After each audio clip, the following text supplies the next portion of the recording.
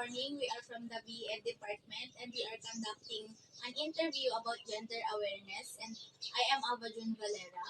I'm Malagris Cardenas. I am Donjon A. Sayawan. Our first interviewee for today is Ma'am Angel Blanquis from BSK. Ayan, good morning, Ma'am. Hindi na natin papatagalin and let's jump na po sa first question. How do you describe yourself as a part of LGBTQ? Dinidescribe ko sarili ko as lesbian. Alam niyo naman ang lesbian is nakakatulong sa babae. Babae lang. But are you din po, Ma'am, kapag if ever may chance pa rin po ba na ma-attract sa ibang gender na Wala.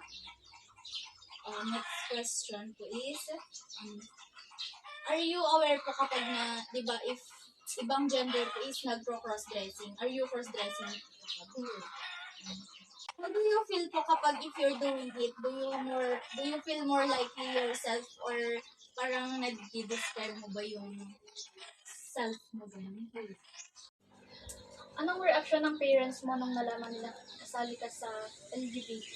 Wala kasi alam nila since bata ko na kasali na ako sa LGBT ko kasi makikita nila sa mga laruan ko the way na manamit ako. Parang naging support sila since nung bata ako. Pero may time ba na parang nag-disagree sila na maging part ka ng ganyan or Wala. Kaya naging support na talaga sila simulang bata ako. May balak ka po bang sumali or gumawa ng sarili mong organization? Thank you, ma'am, for your spending your time with us, and we really appreciate it, and we support you.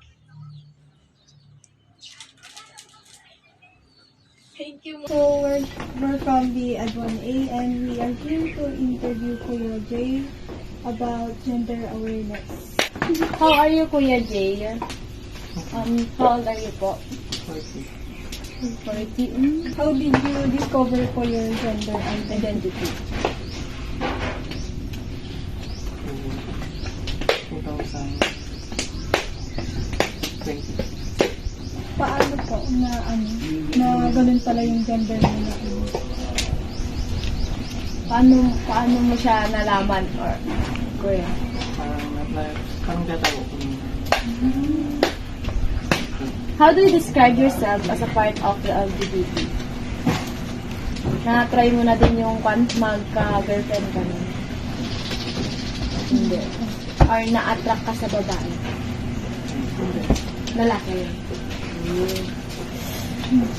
Are you cross-dressing? Are yung the way na di ba yung mga gay, kung manamit sila na parang ginagaya nila yung damitan ng babae, ganun ba? Bakit?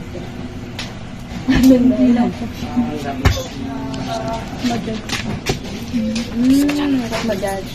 Balak ka bang sumali or gawa ng sariling mong organisasyon? Yes, ganun. Anong mga activities or advocacy na gagawin mo kung may balak kang mga ng about gender awareness? Like, paano mo din matutulungan yung mga kapwa mo na na katulad mo? Paano mo sila mahikayat na ayun pakita nila yung sila ganun? Ano yung gagawin mo?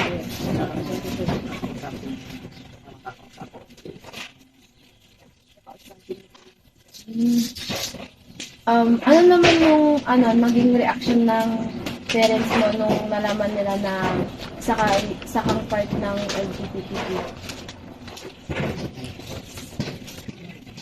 Tanggap ba mo? Sa ibang